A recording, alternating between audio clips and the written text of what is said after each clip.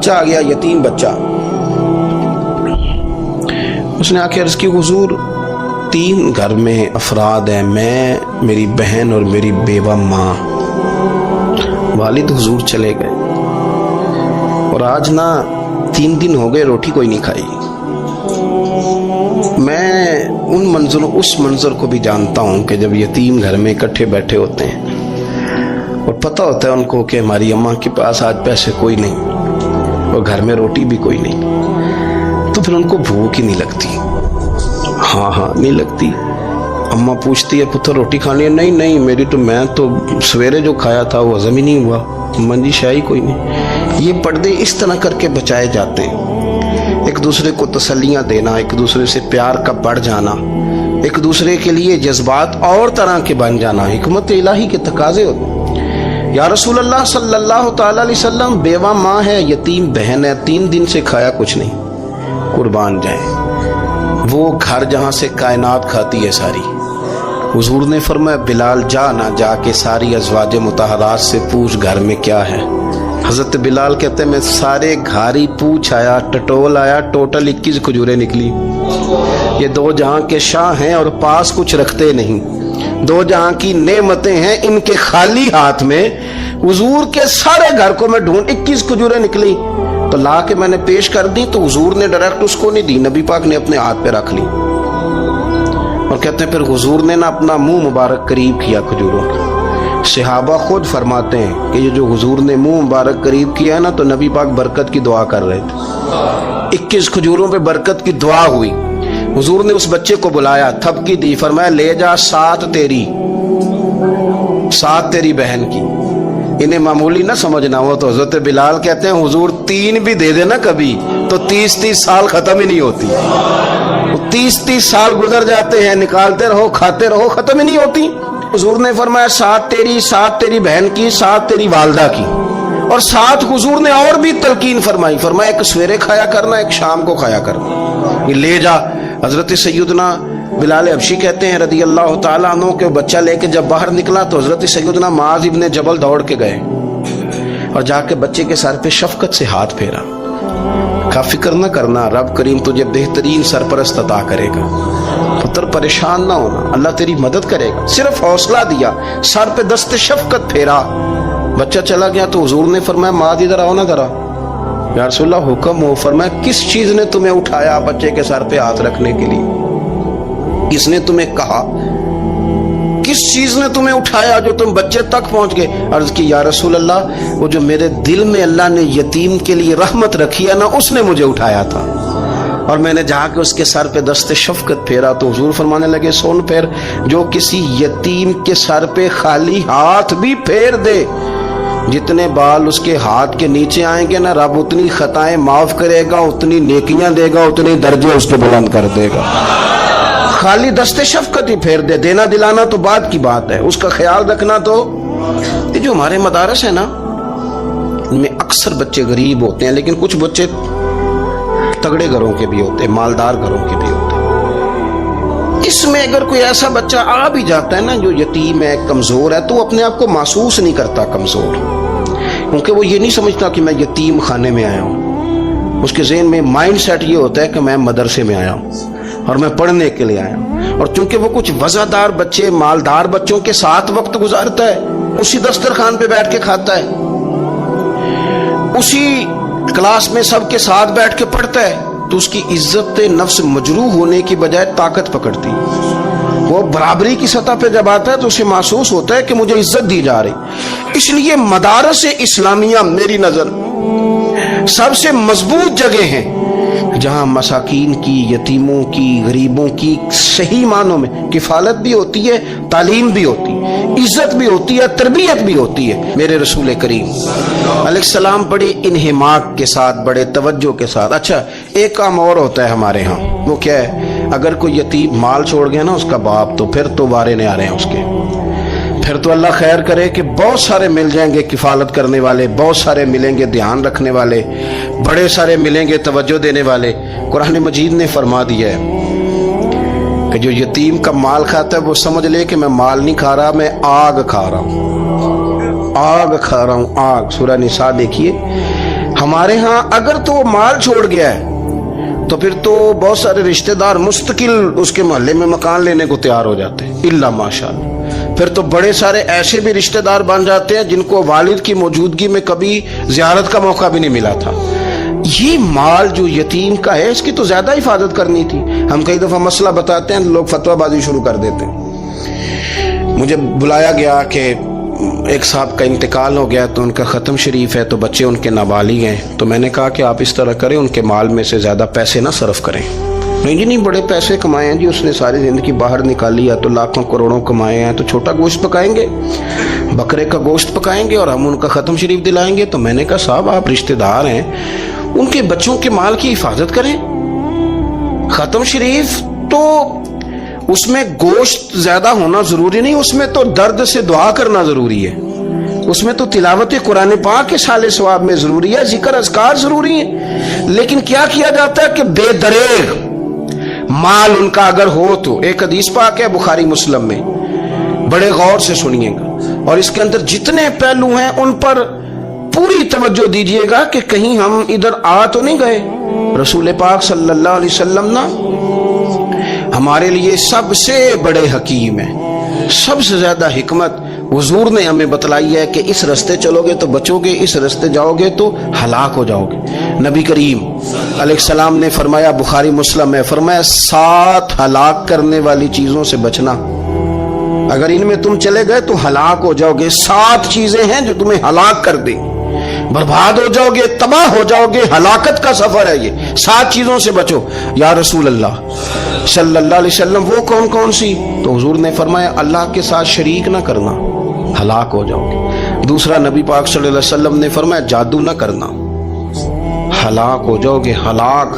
اور یار جسے حضور فرما رہے ہیں ہلاک ہو جائے وہ بچے گا؟ نبی پاک صلی اللہ علیہ وسلم نے تیسرے نمبر پر فرمایا جس شخص کے قتل کرنے کو اللہ نے حرام قرار دیا ہے اسے قتل نہ کرنا، ہلاک ہو جاؤ گے۔ چوتھے نمبر پر رسول پاک علیہ السلام نے فرمایا سود نہ کبھی بھی کھانا، ہلاک ہو جاؤ گے، ہلاک۔ بڑی بڑی دلیلیں دی بینک والوں نے، بڑا سمجھایا تو حاجی صاحب مان گئے، محترم مان گئے، کہنے لگے نہیں جی نہیں وہ کاروبار میں لگاتے ہیں۔ بڑے بھولے بالے ہیں ہم، پتہ سارا ہے۔ اور دیکھو سب کاموں کے باوجود مستقل بینکوں میں پیسے اس اکاؤنٹ میں رکھے ہوئے ہیں جہاں سے مستقل سود آتا ہے۔ حضور نے فرمایا نہ کرنا یہ کام۔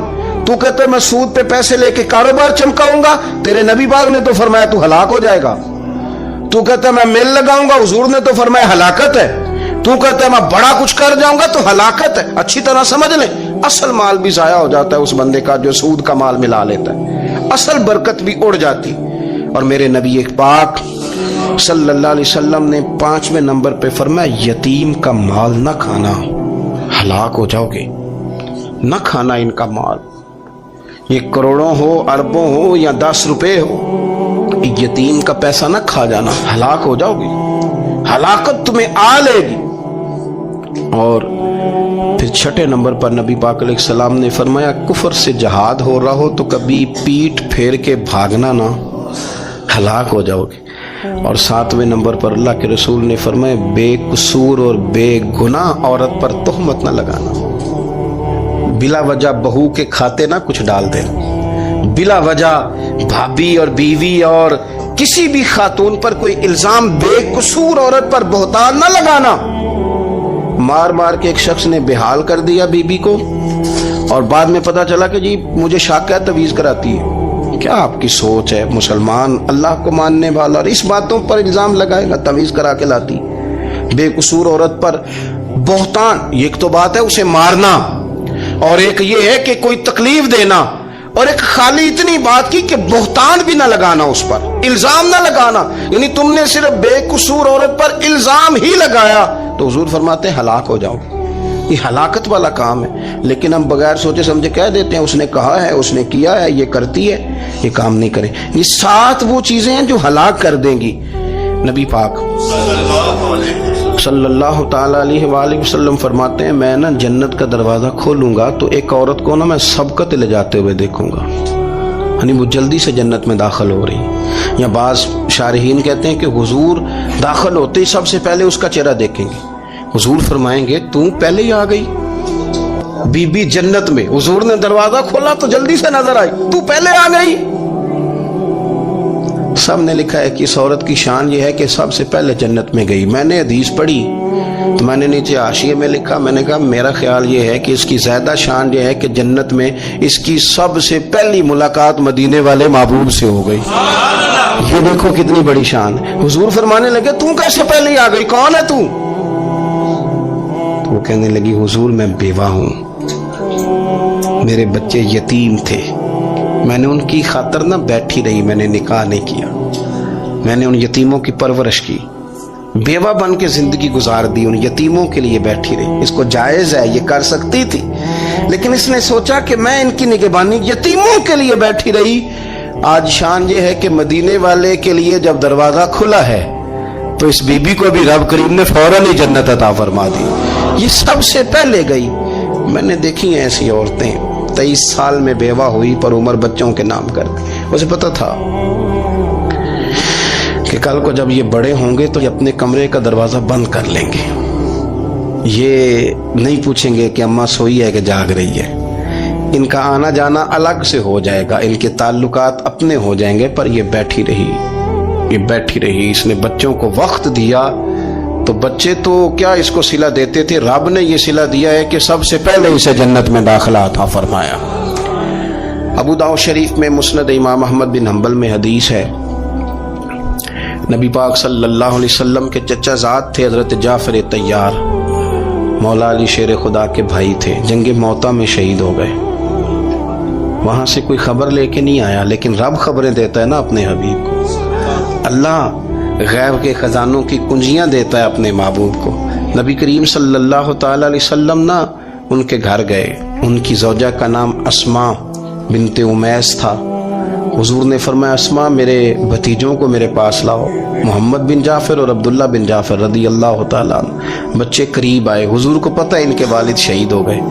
نبی پاک نے اپنی ناک مبارک ان کے رخساروں پہ رکھے، پھر حضور نے ان کا ماتھا چوما، پھر نبی پاک صلی اللہ علیہ وسلم نے سینے سے لگایا، فرمایا حجام کو بلاؤ نا ذرا، ان کے بال تراشے کتنے بڑے ہو گئے، حجامت ہونے والی۔ حضور پیار کر رہے تھے، آنکھوں میں آنسو تھے، تو جناب اسماء قریب آئیں، کہنے لگے حضور میرے شوہر کی کوئی خبر آ گئی ہے؟ تو نبی پاک صلی اللہ تعالی علیہ وسلم نے گردن مبارک اٹھائی تو آنکھوں میں آنسو تھے، فرمایا رب نے میرے بھائی کو شہادت کا درجہ عطا کیا ہے، فرمایا کوئی آہو بقا نہ کرنا میرے بھائی پر، اللہ نے اسے شہادت کا درجہ دیا ہے۔ حضرت جعفر طیار کے گھر والوں کے لیے حضور نے صحابہ کو حکم دیا کہ یہ غم میں ہیں، ان کے لیے کھانے پکا کے لاؤ۔ پھر نبی پاک ان بچوں سے پیار کرنے لگے، فرمانے لگے یہ جو ہے نا محمد بن جعفر یہ اپنے دادا جناب ابو طالب سے ملتا جلتا ہے، اور یہ جو عبداللہ بن جعفر ہے یہ تو سارا میرے ساتھ ملتا جلتا ہے۔ نبی پاک صلی اللہ علیہ وسلم پیار کرتے، باتیں کرتے، حضرت اسماء رونے لگیں۔ یہ ابو داؤد شریف میں مسند امام احمد بن حنبل میں چمکتے جملے۔ عرض کرنے لگی حضور میرے بچوں کا کیا بنے گا، کون کفالت کرے گا؟ قربان جائیں رسول پاک صلی اللہ علیہ وسلم کے کیا جملے، یتیموں کے لیے حضور کا نوازنے کا کیا انداز ہے۔ فرمایا اسماء تو فکر نہ کر، انا ولیہم فی الدنیا والآخرہ، فرمایا میں دنیا میں بھی ان کا وارث بنوں گا، قیامت کے دن بھی ان کا وارث بنوں گا۔ تو صرف دنیا کی بات کرتی ہے کہ نظام معیشت کا کیسے چلے گا، اور میرا وعدہ یہ ہے کہ دنیا میں بھی ان کی سرپرستی کروں گا، آخرت میں بھی سرپرستی کروں گا، آخرت میں بھی میں ان کا خیال رکھوں گا۔ آپ غور تو فرمائیں، توجہ تو کریں کہ اس قدر زیادہ حضور کا انہماک اس طبقے کے ساتھ ہمیں اپنے دائیں بائیں عزیزوں میں، رشتہ داروں میں، دوستوں میں، علاقہ میں، پڑوسیوں میں، محلے داروں میں دیکھنا چاہیے۔ یہ بچے بیچارے میں نے دیکھا ہے، ان کے بگڑنے میں اصل بات یہ ہوتی ہے کہ کوئی مخلص ہو کے سرپرست نہیں بنتا۔ آگے بڑھیں، اپنی اپنی خدمات پیش کریں، اور جس طرح ہمارا بچہ بگڑ جائے تو ہم اس کے لیے پوری کوشش کرتے ہیں، جدوجہد کرتے ہیں، حالات، واقعات، پس منظر، پیش منظر کا جائزہ لیتے ہیں کہ کون سے اسباب اختیار کیے جائیں تو یہ ٹھیک ہو سکتا ہے۔ وہ ساری چیزیں ان کے لیے بھی ہمیں اختیار کرنی چاہیے۔ اور یہ بچے اگر احساس ذمہ داری پکڑ جائیں، جو وارث سے محروم ہو جاتے ہیں، یہ اگر احساس ذمہ داری پکڑ جائیں تو پھر یہ قوموں کی قیادت کرتے ہیں، پھر یہ بہت بڑے جانباز ثابت ہوتے ہیں، پھر یہ اپنے گھر گھرانے کا نہیں، یہ ملتوں کے، قوموں کے لیے مشعل راہ بنتے ہیں۔ لیکن شرط یہ ہے کہ ہم ان کے لیے اپنے دلوں کو کشادہ کریں، سینوں کو وسیع کریں۔ غریبوں کا بھی دل نہیں کرتا غریبوں سے دوستی کرنے کو، وہ بھی کسی تگڑے بندے سے۔ غریب 3-4 غریب مل کے ایک غریب کی مدد کرنی شروع کرے نا، تھوڑی تھوڑی، تو ہمیں وزیروں، مشیروں، ایم پی، ایم این اے کی ضرورت ہی نہ رہے۔ امام حسین گزر رہے تھے، امام زین العابدین فرماتے ہیں کچھ لوگ زمین پہ بیٹھ کے روٹی کھا رہے تھے، تو انہوں نے امام صاحب سے کہا حضور آ گئے، تو امام صاحب گھوڑے سے اترے، زمین پہ بیٹھ گئے، اور جب ان کے ساتھ روٹی کھائی تھوڑی سی، امام علی مقام اٹھنے لگے تو کہنے لگے حضور اور کھائیں، فرمانے لگے قسم بخدا ابھی کھا کے آیا تھا، اور کبھی روٹی کھا کے میں نے فوری طور پہ دوبارہ نہیں کھایا، بیٹھ اس لیے گیا ہوں کہ تمہارا دل نہ ٹوٹ جائے۔ دل بدستاور کے حج اکبر است۔ عزیز دوستو، غریب پروری، بہادری، اور سب سے بڑی بات یہ کہ قناعت پسندی، تھوڑے پہ گزارا۔ یہ جو ہم روز دکھ سناتے ہیں نا اپنے بیٹوں کے، بیٹیوں کے، پریشانیاں، آزمائیاں ہم نے طاری کر لی۔ میں اکثر کہتا ہوں کسی کی بیٹی اتنا کام نہیں کرتی اس کے ہاتھوں پہ چھالے پڑ گئے، لیکن حضور کی بیٹی کرتی ہے، محبوب کی شہزادی یہ کام کرتی ہے کہ ہاتھوں پہ چھالے پڑ گئے۔ نبی پاک صلی اللہ تعالی علیہ وسلم کی شہزادی یہ کام کرتی تھی، ڈیوٹی کرتی تھی ذمہ داری سے۔ اور کنز العمال میں وہ چمکتے دمکتے لفظ حدیث کے موجود ہیں کہ اونٹ کے بالوں کی بنی ہوئی چادر اوڑھ کے سیدہ فاطمہ چکی پیس رہی۔ محبوب نے دیکھا، آنکھوں میں آنسو بھی آئے، پتہ فرمایا کیا؟ فرمایا فاطمہ بیٹا دنیا میں تھوڑی سی تکلیف برداشت کر، آخرت کی ساری عزتیں اللہ تجھے ہی عطا فرمائے گا۔